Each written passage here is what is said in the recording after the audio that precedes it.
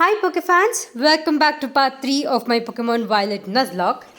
Last episode, we went ahead and finally defeated the Stonecliff Titan as well as challenged the Artisan City Gym.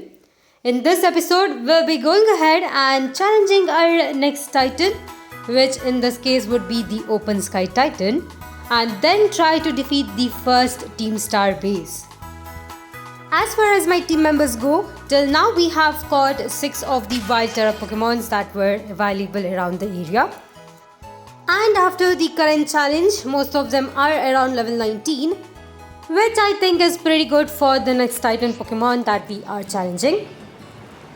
But before we move on forward to the West Province, I think I have one more Pokemon to catch here in East Province Area 1. This is the only wild Pokemon that I can actually catch for now. So I'll quickly go ahead and add it to my team, and I think we can actually go from there. Now if you do see the map, there is another wild Terra Pokemon right next to the beach. But unfortunately it will be around level 37, and currently since the level of my Pokemons are a little lower, I think I'll come back for this one on a later stage. Alright, since we are here, I'm going to quickly save up my game. And the reason to do this is because sometimes if you approach the wild Terra Pokemon a bit too quickly, the game can kind of despawn it, and that has actually happened to me many of times. So I don't really want to risk it. Going near to the Pokemon, it seems like it's actually a Floette, and this one is pretty special because it has a Grass Terra type. I think that's pretty fitting considering the fact that Floette does get some grass type moves in its moveset, and this can definitely help it boost that. It's also gonna be kind of a backup Pokemon for me for Fairy type, as the currently only Pokemon that I do own that's Fairy type is actually Jigglypuff, and in case if something happens and I do lose it, in that case I think Floette will be kind of a backup. Right here I went with my Dunsparce as it is a Poison Terra type. Since it does have Poison Tail, I kind of feel like it's an easier way for me to go ahead and cast this Pokemon. Floette right here will be around level 22, so it's quite closer to the level of my team members. And it's not like I can actually use it for the next Open Sky Titan. So it will kind of be there in the box, and when I need it, I'll go ahead and add it to my team. Luckily, I was able to kind of go ahead and break its transformation, and right here we are able to catch it as well. Pretty cool. Now, this is not the only wild Pokemon I'll be catching for today. There are a couple of the wild Terra Pokemons around the West Province, right next to the Open Sky Titan, which are, in my case, it's very helpful because the upcoming Team Star is actually a Darkru. So I definitely need a Pokemon that does have a Fighting Terra type, and I think there is one that we can actually catch. So I'm pretty excited to add these guys to my team. Here it is. And it does have the ability Flower Veil, which is pretty useful, especially since it does have a Grass Terra type. Either way, I think it's finally time for me to go ahead and challenge the Open Sky Titan, so I'll go ahead and see you guys there. Okay, I have some bad news. I was just training up my Jigglypuff, and I was actually training it up against a Litleo since it's a fire type. But sadly, Litleo got a crit hit for takedown, and it actually killed my Jigglypuff. This is really bad because Jigglypuff is the only water type Terra typing that I actually had for now. So it's a pretty sad thing. It's also my first Nuzlocke death, so I am really devastated with this one. I mean, Jigglypuff was such a good teammate, and it really helped us with the Titan Pokemon. I was hoping to keep it in my team and evolve it, but sadly that is not going to happen now. Alright, I think I'll stop just training up my team members. I do not want to risk it anymore, so I'll just go ahead and go back to Western Province and we'll go from there.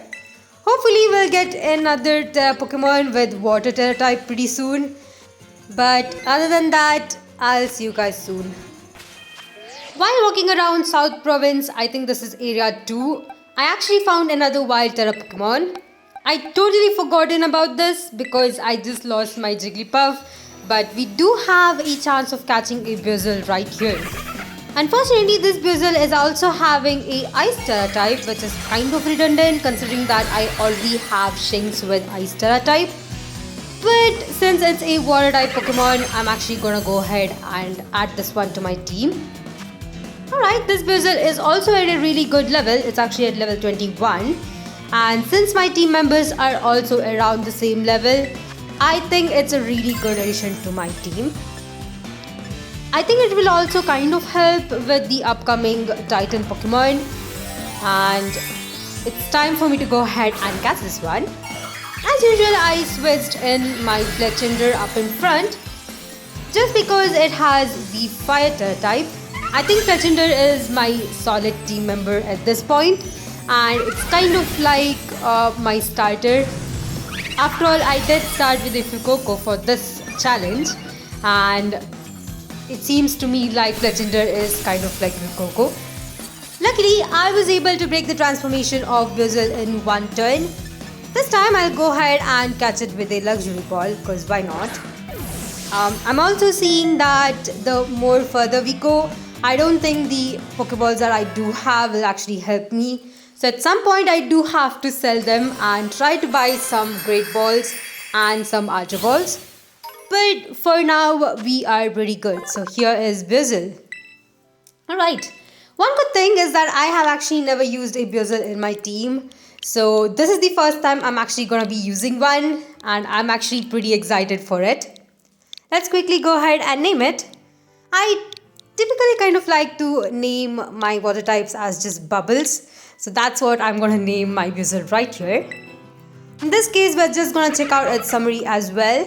And it actually has ability Swift Swim, which is pretty helpful, especially if it's raining outside. And I feel like it's a really good team member. Well, now that we have caught it, let's go ahead and move on. Now, while climbing up this hill, we did get a call from Irwin telling us that the Sky Titan is actually creating havoc. And apparently it is true considering these huge boulders coming down our path. I'm actually curious to see what happens if we hit one. Alright, nothing apparently happens. I did try this multiple times, but nothing actually happens, so I guess it's just an animation. Right here I decided to actually go ahead and switch in my Luxio up in front, just because it has a few electric type moves and I think we'll be able to take down the Titan. By the way, if you're wondering, the Titan will be around level 21. So we are around the same level as it, so definitely this battle will be a bit tougher. Alright, there it is. As usual, I am challenging the Titan Pokemon once more at the night, which is quite a coincidence considering we had the same happen for the first time. In this case, I am pretty confident. Let's see how this actually goes. Right here, instead of using Spark, which would have definitely did a bit more damage, I actually went ahead and terrestrialized it into an Ice type. Now that I'm actually seeing it once more, I kind of feel like this might have been a mistake. By the way, Bombardier right there will actually have rock type moves, and this is something I actually didn't realize until it actually used it on me. I was so much panicked at this point because there was no way I could actually take down this one with just my Luxio. At this point, I actually decided, rather than losing my Luxio right here, which I feel like it's a really good Pokemon, I went ahead and decided to kind of go ahead and switch into Pascal, who actually has a rock type move. Let's hope we can actually take down this Bombardier without losing any team member. Alright, definitely I think this is one of those battles I just went in without a proper strategy, and I almost paid for it with my best Pokemon. That was just really bad. One more turn and we should be able to take it down. But sadly, there is another thing. In this one, unlike the first Titan that we battled, we don't have a chance to heal up our team members. This is also another thing I had completely forgotten. And it's gonna come back and bite me when I have to kind of battle it right here after it eats the herbs. Pretty bad. Definitely did some bad decisions on this battle. And I think if I had thought about a strategy, I think this battle would have gone much smoother. Either way, I'm hoping we'll be able to win this one. This time at least we have Irwin, and I'm hoping that Bombardier will actually go ahead and kind of, try to take his Pokemon down rather than mine. But let's see what happens. As usual, we are here for a second turn, and I actually didn't want to heal up my team member right here. So I decided to go ahead and switch out my Luxio. This time, I was wondering whom to kind of sacrifice. All of my team members are really helpful, so I didn't really want to lose anyone. But if it came to that, I kind of felt like Floette would be the one. Thankfully, Irwin does use a Nacli, which is a rock type Pokemon, and it does get some really good moves, so I'm hoping that he'll be doing the majority of the work for me. For the first turn, it actually, used the move on me, so I was a bit worried. But from the second turn, where I was actually using Fairy Wind, it actually started attacking his Pokemon. So Irwin was definitely taking the damage, and that was really helpful for me. There we go. As you can see, Irwin is definitely doing a lot of damage. He also got a lucky crit hit, which was really good. That was a really good timing. For the second turn, once more Bombardier went for his Pokemon, which gave me the chance to kind of take it down without losing any of my team members. That was quite close. I could have lost 2 to 3 team members just in this battle.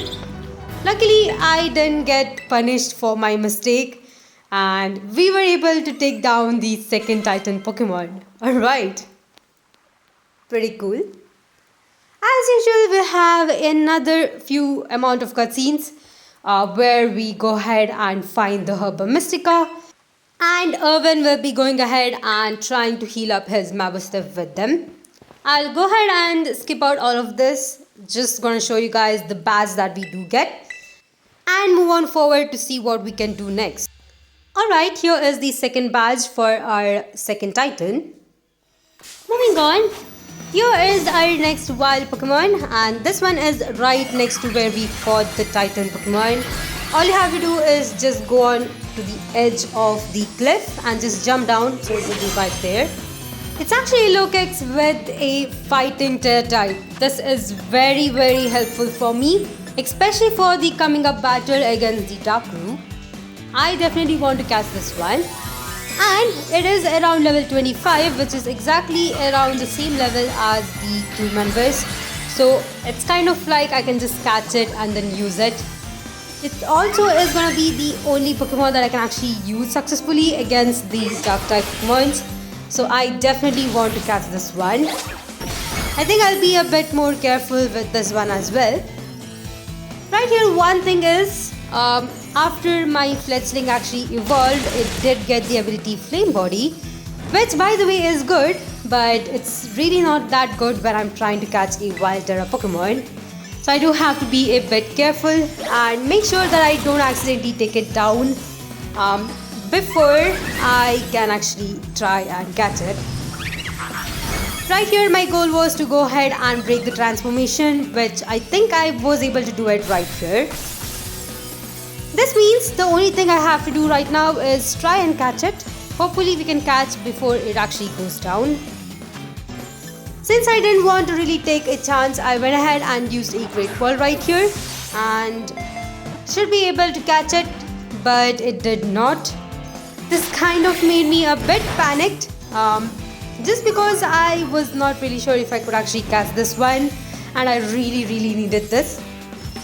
That's the reason why right here in the next turn, I went ahead and used the Ultra Ball. Ultra Ball is much safer, and I was really hoping we can actually catch it, which we did. Alright, thank God. So this is a new team member, and I think I'll go ahead and add this one right away to my team. Currently my team members are quite diverse. and I don't really have any Pokemon that has the same typing. But I think I could probably keep Floette back into the box and add this one to my team in its place. As for its name, I just decided to name it Hop. Why not? It also kind of reminded me of our rival Hop in Pokemon Shield and Sword. So that's gonna be its name. It also has some pretty good moveset, which I think I do have to see if I can remember some other moves for it. But for now, it's a new team member that I'm gonna have in my team. And I think I'll go ahead and move on from here. Hopefully, we'll be able to challenge the Dark Crew and kind of win against them as well. While making my way to the Dark Crew base, I actually came against this trainer right here, who apparently is the strongest trainer for this area. I was a bit concerned in battling her, but I thought we'll be able to kind of do it since we do have our new team member right here. For the first one, I was able to easily defeat it with Terrestrialization and using double kick. That was the easiest way for me to kind of take it down. And the main reason why I was actually challenging all the trainers in this route is to kind of level up my other team members who are still around level 21, and I definitely want them to be around level 25 for the upcoming battles.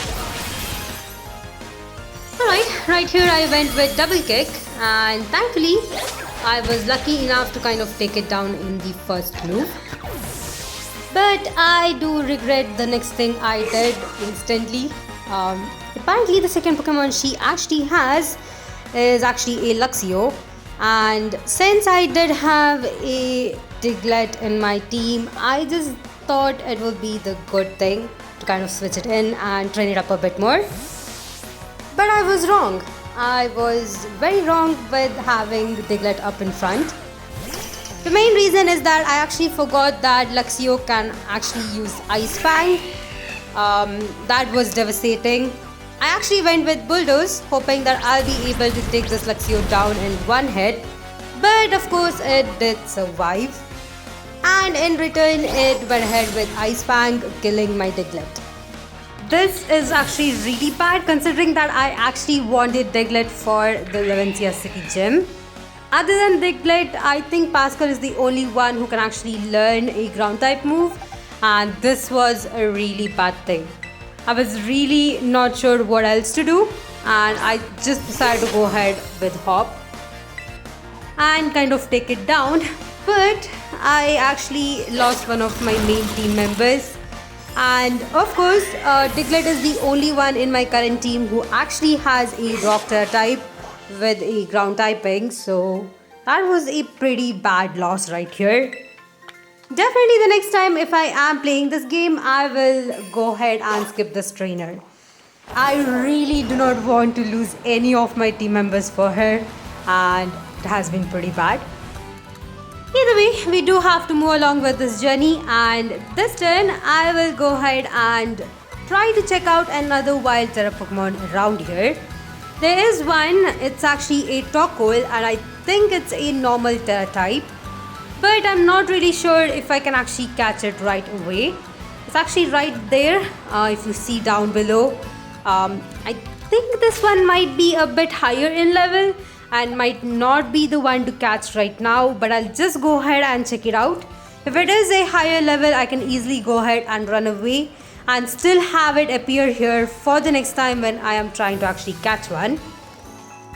Well, that was definitely a waste of time. As I saw it, Torkoal is actually at level 28, which is quite higher from any of my team members, and I do not want to risk, losing any more of them.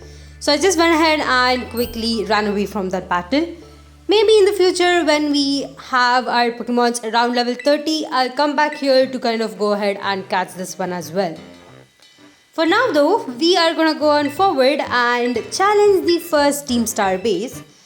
In my case, it's actually gonna be the Sagan squad. At least that's, I think, what they're actually called as.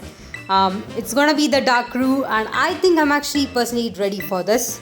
I do have Hop, my low kicks, and I think I should be able to defeat Kaikomo with it. But let's see how that goes. As usual, we have Clive right here, who's actually Directic level, and he's apparently kind of disguising for some reason. And of course we have Cassiopeia kind of instructing us on what to do next. In this case, that is to go ahead and battle the first grunt in front of the Team Star base.